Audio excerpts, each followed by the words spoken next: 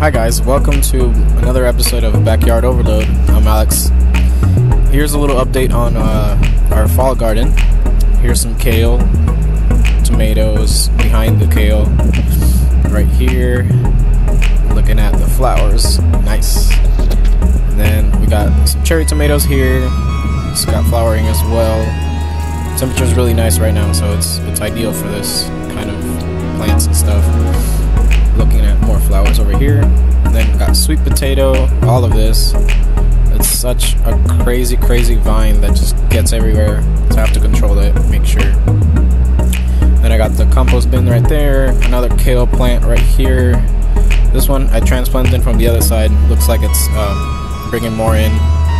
And then I got some carrots going. Hopefully before it frosts we can get some cool carrot harvest right there and there. And then I got right here some peppers, and they're budding and flowering. So alright, make sure you hit that bell and subscribe. Thank you.